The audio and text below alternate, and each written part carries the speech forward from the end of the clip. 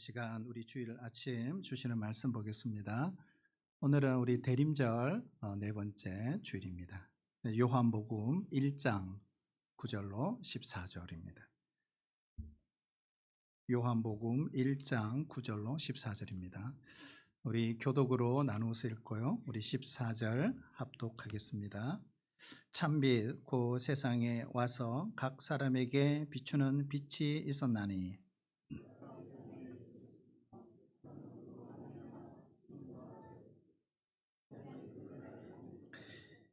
자기 땅에 오매 자기 백성이 영접하지 아니하였으나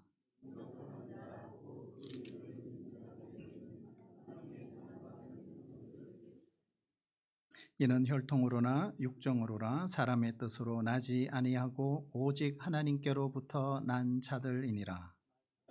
육신이 되어 우리 가운데 거하심에 우리가 그의 영광을 보니 아버지의 독생자의 영광이요 은혜와 진리가 충만하더라. 아멘. 여러분, 은혜가 진리가 또 우리 가운데, 우리 가정 가운데, 이 나라 이 민족 가운데 충만히 임하는 이 성탄의 계절이 되시기를 축복합니다. 사람이 되신 하나님, 참 어렵고 딱딱한 제목입니다. 이걸 거꾸로 말하면 하나님이 사람이 되셨구나, 이런 뜻이죠. 그래서 한쪽은 사람, 한쪽은 하나님. 우리 이걸 교리적으로 뭐라고 하죠? 하나는 사람은 인성, 하나님은 신성. 그래서 우리 예수님은 완전한 인성, 완전한 신성을 갖고 계시는 분이시구나. 이것이 오늘 설교의 주제입니다. 우리 구약 시대에 살았던 사람들이 하나님을 직접 만나는 것은 불가능했습니다. 왜 그랬을까? 여러분, 우리 하나님은 어떤 분이죠? 창조주.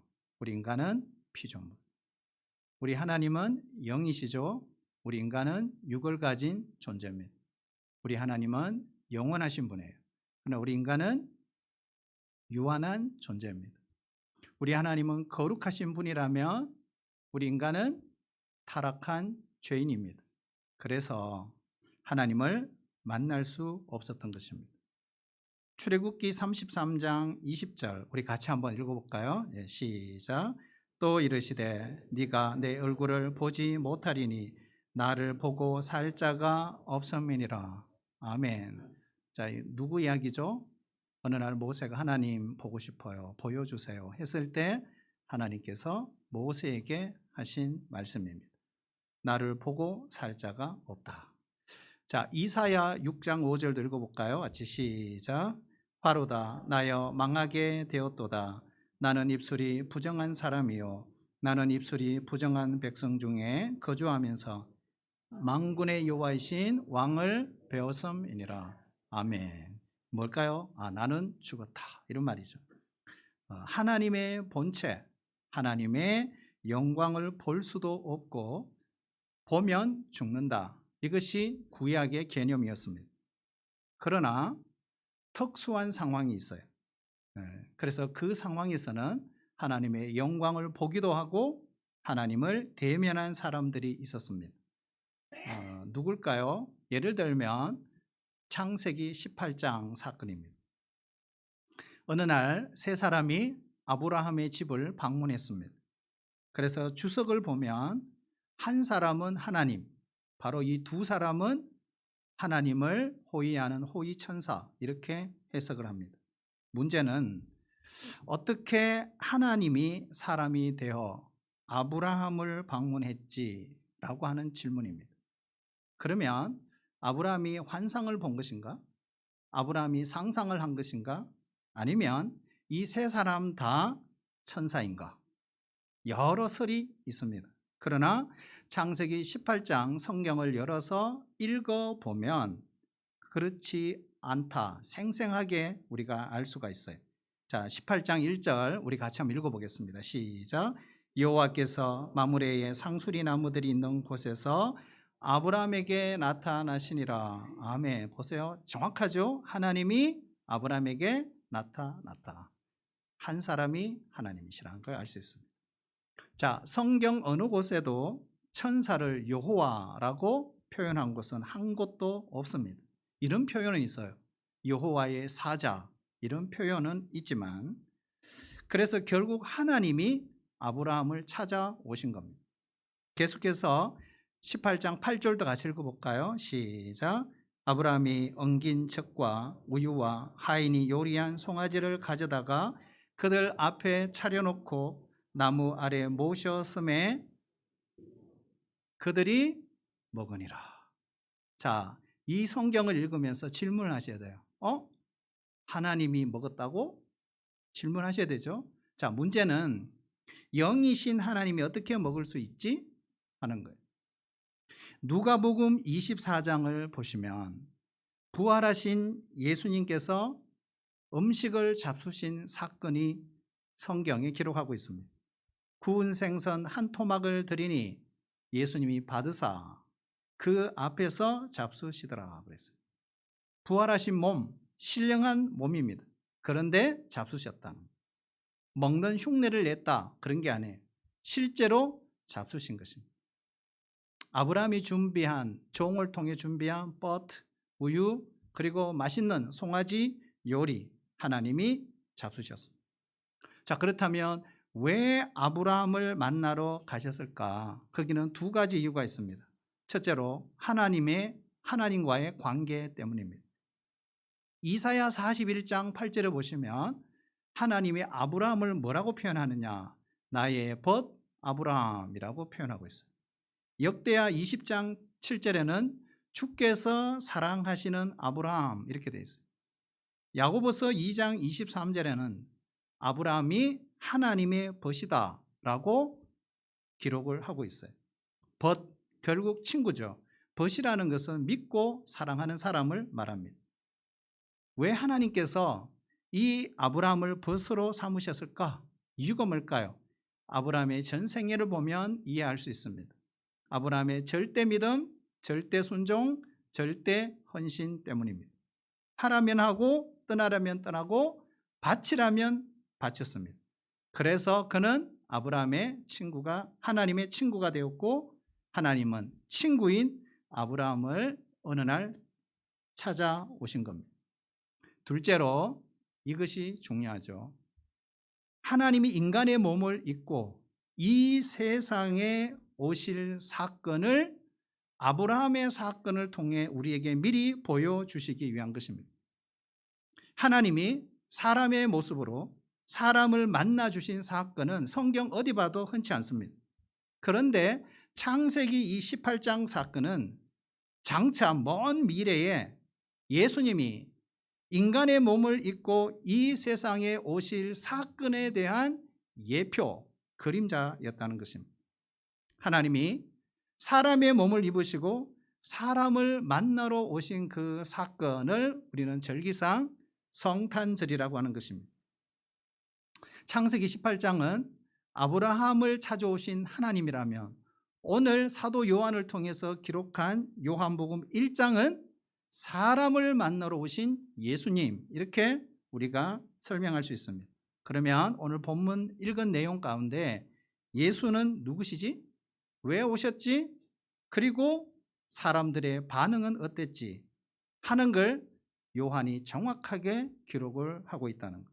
첫째로 따라볼까요? 예수는 누구신가?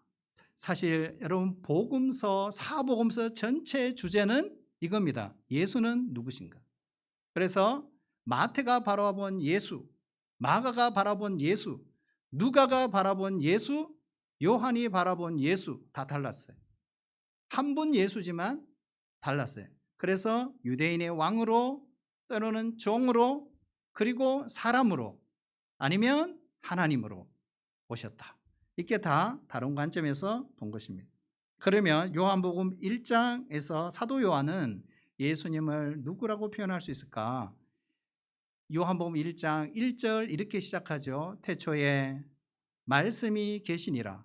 이 말씀이 하나님과 함께 계셨으니 이 말씀이 곧 누구라고요? 하나님이시라. 결국 태초의 말씀으로, 그리고 하나님과 함께 계셨고, 그리고 말씀이신 그 하나님, 이 말씀이 1장 14절 육신이 되어 우리 가운데 오신 분, 그분이 예수님입니다. 자, 한번 따를까요? 예수는 하나님이십니다. 지난 주간 우리가 제자 훈련하면서 우리 훈련생들에게 이런 질문했어요. 예수님이 하나님이신 걸 믿습니까? 네, 믿습니다. 다들 대답했어요. 그리고 제가 두 번째 질문을 했어요. 예수님이 하나님이라는 이 이야기를 여러분이 자라면서 들어본 적이 있는가? 질문했어요. 한 사람도 들어본 적이 없다. 저도 마찬가지. 저도 3대 모태 신앙이고 많은 설교를 듣고 또 그렇게 자랐습니다. 그런데 예수님이 하나님이다라는 이야기를 거의 들어본 적이 없어요. 여러분은 들어보셨습니까? 예수님이 하나님이시다. 이거는 너무너무 중요한 이야기죠. 진리죠. 오늘 3절 우리 같이 한번 읽어볼까요? 요한복음 1장 3절 성경책 보셔야 됩니다. 같이 읽어볼까요? 시작. 만물이 그로 말미암아 지은 바 되었으니 지은 것이 하나도 그가 없이 된 것이 없느니라. 아멘. 여기 그가 누구죠? 바로 말씀이신 예수님. 자, 그러면 예수님이 만물을 창조하셨대요. 그러면 예수님은 뭐가 아니다? 피조물이 아니다. 창조자다라고 하는 것을 선언하는 것입니다. 특별히 2절에 보시면 그가 태초에 하나님과 함께 계셨고, 자, 태초에 in the beginning이죠. 태초에 하나님과 함께 계셨다면 시간이 있기 전에 존재하신 분. 그렇죠. 그렇다면 예수님은 어떤 분이에요? 영원부터 하나님과 함께 계신 하나님이셨구나. 그래서 우리는 성자 하나님 이렇게 표현을 합니다. 근데 이 내용은 요한복음에 있는 게 아니에요. 히브리서 기자도 동일한 표현을 하고 있어요. 히브리서 1장 2절 같이 읽어볼까요? 시작. 이 모든 날 마지막에는 아들을 통하여 우리에게 말씀하셨으니 이 아들을 만유의 상속자로 세우시고 또 그로 말미암아 모든 세계를 지으셨느니라. 아멘. 똑같은 표현이죠. 예수는 성인 군자 4대 성인 중에 한 분, 위대한 서성이 아닙니다. 본질이 하나님의 본질이 창조라는 것을 분명히 선언하고 있습니다. 그런데 여러분, 이 선언은 여기서 끝나지 않고 사도 바울도 역시 거듭해서 선포했어요. 골로새서 1장 16절 우리 같이 읽을까요? 시작. 만물이 그에게서 창조되되 하늘과 땅에서 보이는 것들과 보이지 않는 것들과 혹은 왕권들이나 주권들이나 통치자들이나 권세들이나 만물이 다 그로 말미암고 그를 위하여 창조되었고. 아멘. 여러분, 우리가 믿는, 우리가 영접하는 예수, 그분은 본질에 있어서 누구라는 거예요? 만물의 창조자. 자, 만물을 창조하신 분이라면 결국 나의 창조자가 되신다. 그래서 그가 나를 만드신 분이라면 나를 그 누구보다도 잘 알고 계시는 하나님인가라는 거죠. 그래서 중요한 요점은 이거예요. 따라올까요? 예수는 하나님이시다. 하나님이셨던 그분이 인간의 몸을 입고 이 땅에 오셨다는 거 결코 쉬운 일이 아닙니다. 우리는 그날을, 그 일을 기리면서 지키는 절기, 바로 성탄절입니다. 둘째로, 그러면 왜 사람으로 오셨지? 이 질문을 해야 돼요. 여러분, 하나님이면 모든 걸 해결할 수 있잖아요. 하나님이면 못할 게 없잖아요. 그런데 왜 꼭 사람이 되셔야만 했지? 이 질문을 해야 돼요. 사실 예수님은 사람이 되셨고, 그리고 사람들과 함께 하셨고, 그리고 말씀하셨고, 고쳐주셨고, 구원해 주셨습니다. 왜 사람으로 오셔야만 했나 하는 것입니다. 바로 사람의 문제를 해결하기 위해서 사람으로 오셔야만 했던 것입니다. 우리 가족의 문제는 가족이 해결을 해야 하듯이 우리나라의 문제는 우리나라가 해결해야 하듯이 사람이 되심으로 사람을 가장 잘 이해할 수 있다는 거죠. 여러분, 목사를 이해하려면 어떻게 하면 될까요? 내가 목사가 되어보면 가장 잘 이해합니다. 내가 엄마가 되면 엄마를 가장 잘 이해하겠죠. 연애를 해봐야 연애하는 연인들의 마음을 이해할 수 있습니다. 예수님은 우리를 다 이해해 주시는 분이에요. 그래서 부부관계는 이해의 관계다 이렇게 표현합니다. 예수 믿는 사람들의 얼굴을 보세요. 어때요? 다 이해받고 이해해 주니까 얼굴이 밝아요. 내 아내가 나를 이해해 주는가? 이렇게 질문하니까 어떤 분이 너무 많이 이해해 주어서 문제다 이렇게 말씀하시더라고요. 내 남편이 나를 이해해 주는가? 직분자 가운데 예수님을 믿는다고 하면서 악한 자가 많아요. 변하지 않는 자가 많아요. 예수님께서 하나님이신 그분이 사람이 되셔서 오셔야만 했던 또 한 가지 이유가 있어요. 이거죠. 한번 따라올까요? 하나님은 죽을 수 없기 때문에. 여러분, 구약시대에 보면 이 자신이 지은 죄를 해결하기 위해서는 짐승을 잡아 죽여 피를 흘리게 했어요. 그래서 피 흘림이 없으면 죄사함이 없다고 했습니다. 그러면 하나님은 죽으실 수 없으니 어떻게 돼요? 사람이 되어 죽으심으로 어린 양으로 그의 피를 흘려 우리를 위해서 죽어 주신 거예요. 그래서 사람이 될 수밖에 없었다는 거예요. 이런 스토리들을 이야기로 엮은 사람이 있어요. 키에르 케고르라는 덴마크의 실존주의 기독교 철학자, 유명하신 분이죠. 키에르 케고르. 하나님이 사람이 될 수밖에 없었던 이유, 이런 이야기를 합니다. 어느 나라의 왕자가 시골길을 방문했다가 정말 마음에 쏙 드는 처녀를 만났습니다. 그녀와 결혼하기로 마음을 먹었어요. 근데 몇 가지 방법이 있습니다. 첫 번째는 왕자니까 그 왕자의 권리를 동원해서 이 예쁜 처녀를 왕궁으로 데려가는 것입니다. 둘째는 물량공세죠. 검은 보화를 통해 이 처녀를 왕궁으로 데려가는 것. 하지만 이 왕자는 이 첫 번째, 두 번째 방법을 선택하지 않았습니다. 전혀 다른 방법을 선택했어요. 그녀가 사는 동네의 주민으로 들어갑니다. 그리고 그녀의 눈에 쏙 들도록 최선의 생활을 합니다.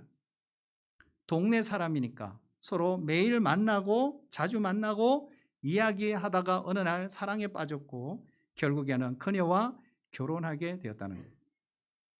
하나님이신 예수님이 굳이 왜 사람이 되셔서 이 땅에 오셔야만 했는가를 이렇게 설명을 하기도 했습니다. 바울은 빌립보서 2장 6절 8절에서 이렇게 말해요. 그는 근본 하나님의 본체시나 하나님과 동등됨을 취할 것으로 여기지 아니하시고 오히려 자기를 비워 종의 형체를 가지사 사람과 같이 되셨고 사람의 모양으로 나타나사 자기를 낮추시고 죽기까지 복종하셨으니 곧 십자가의 죽으심이라고 했어요.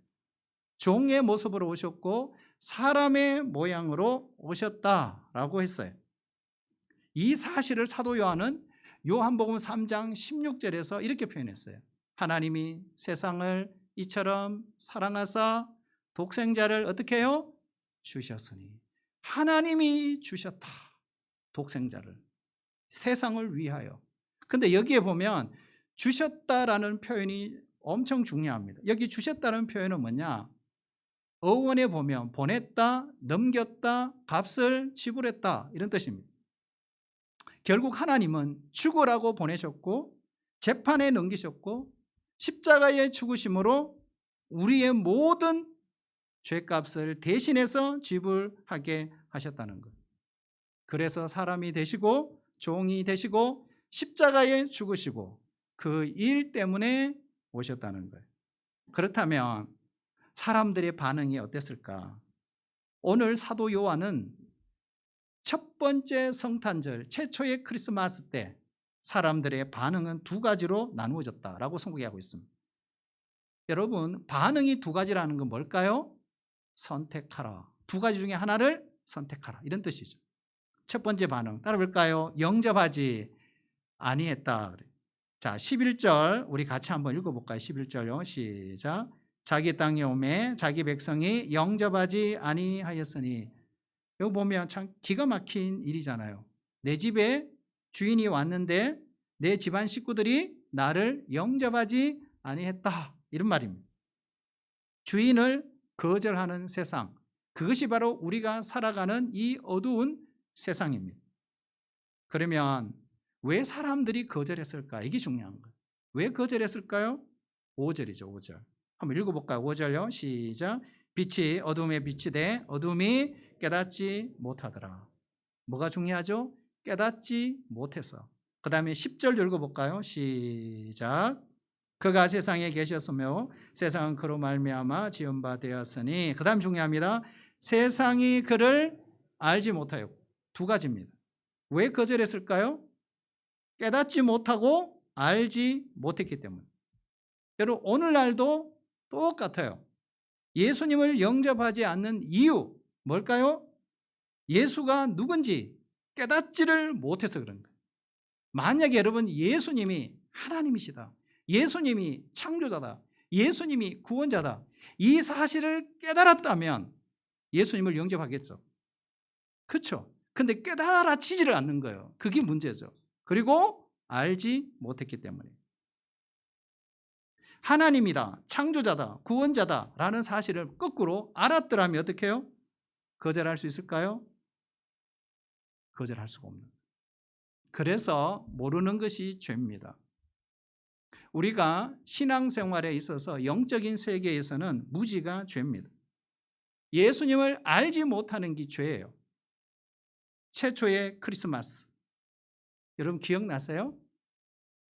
예수님이 처음 팔레스타인에 딱 오셨을 때 예수님을 가장 최근접해서 예수님을 영접하지 못한 비극적인 캐릭터를 갖고 있는 사람이 있어요. 누굴까요? 여러분 아시죠? 바로 여관집 주인입니다. 아기 예수님의 어머니 마리아가 이 예수님을 짐승들이 먹고 자고 밥을 먹는 구유에 눕혔을 때 누가복음 2장 7절을 보면 이렇게 표현하고 있어요. 여관에 있을 곳이 없었다.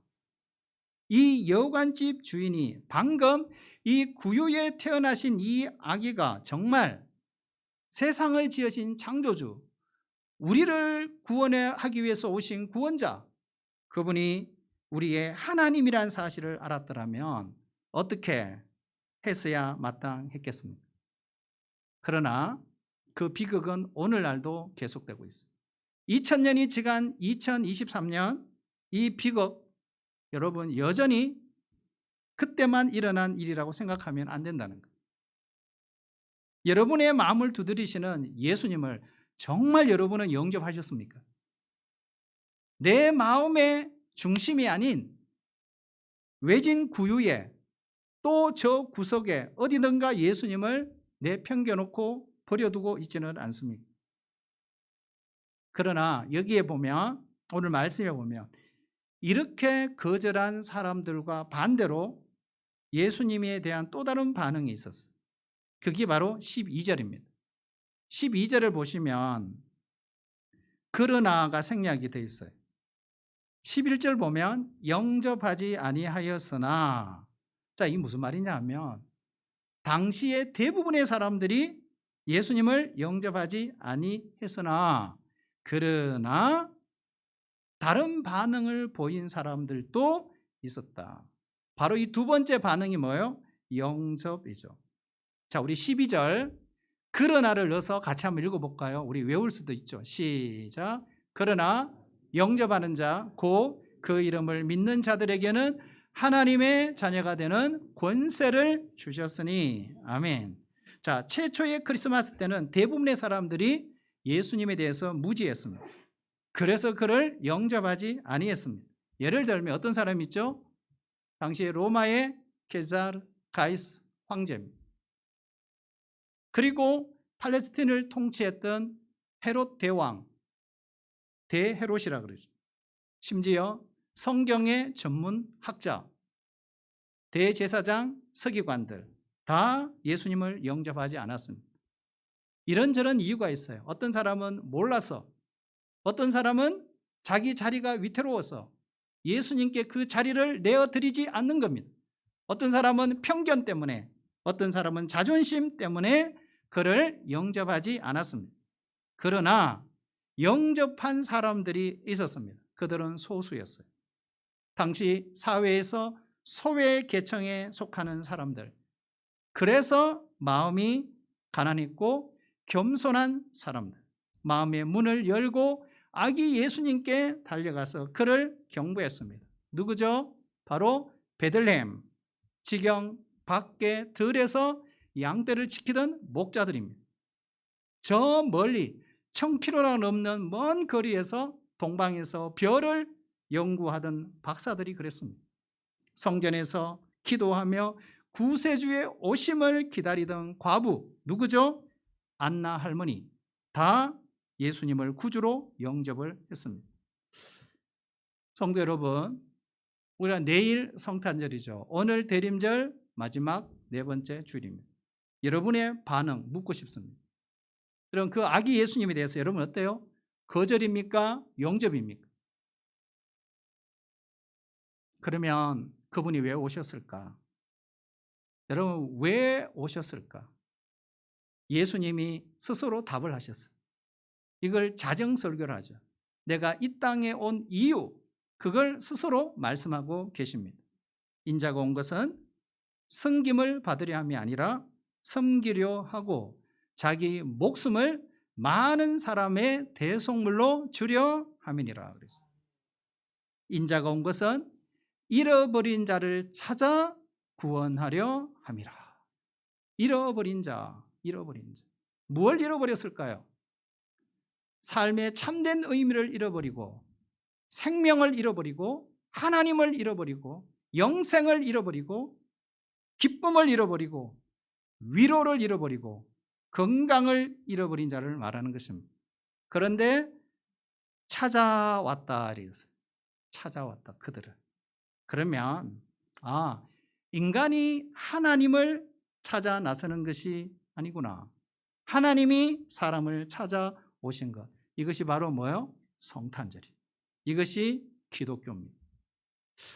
우리가 창세기 3장을 보시면 범죄하고 타락한 아담 하와 하나님의 낯을 피하여 동산 나무 가운데 숨었더라고 했어요. 그러나 하나님은 어떻게 하셨죠? 이렇게 말해요. 아담아, 네가 어디 있느냐? 그를 찾아오셨어요.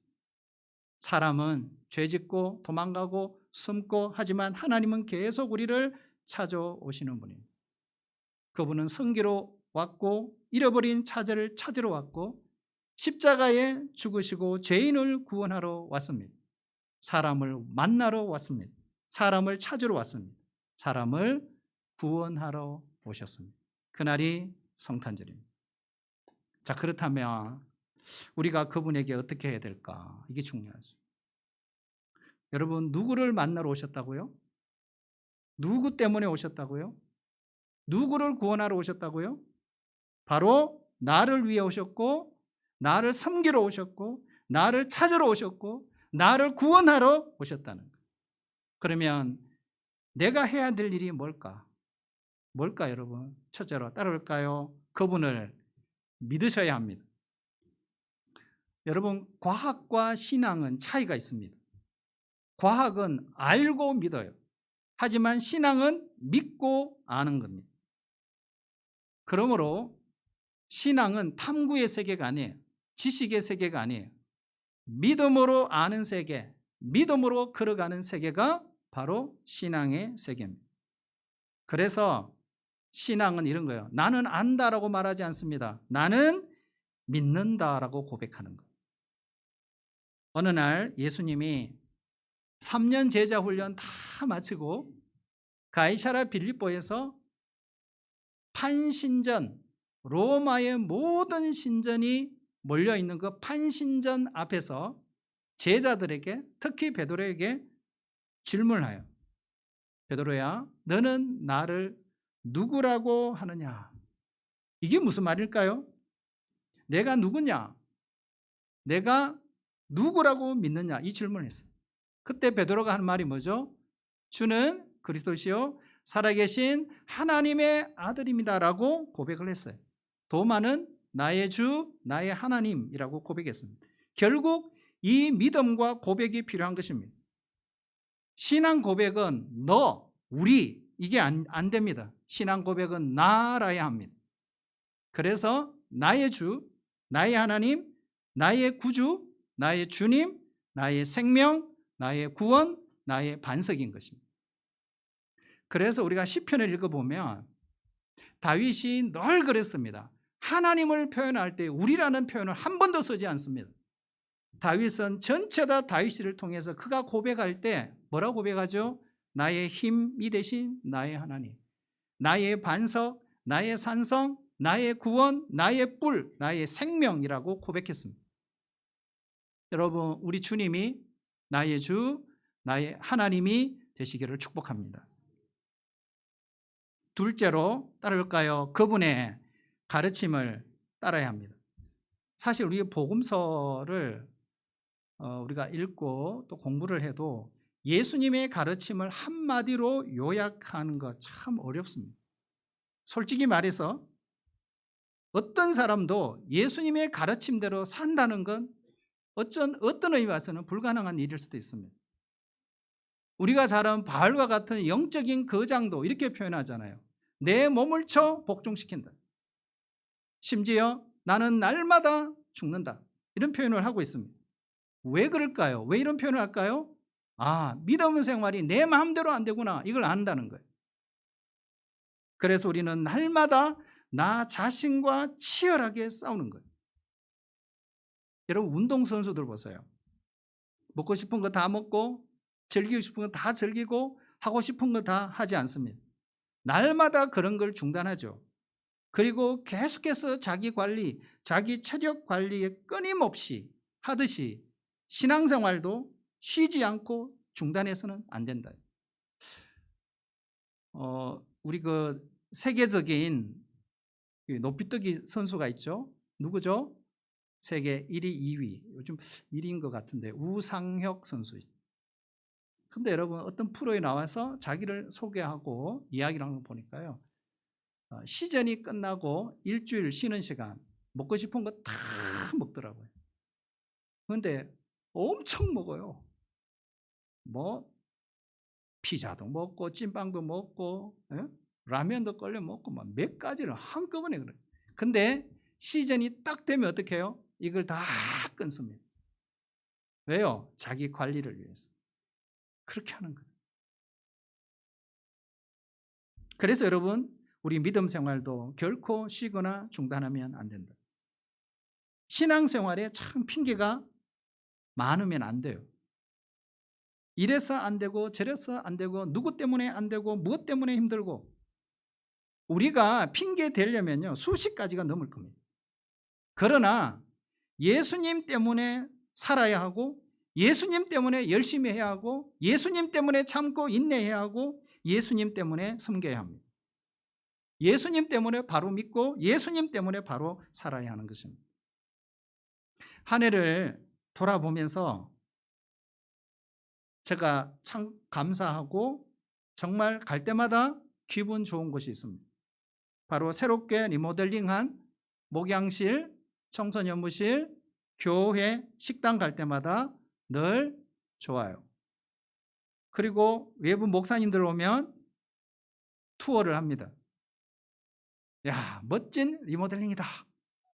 다들 그렇게. 그러면서 여러분, 그것이 중요한 거 아니죠.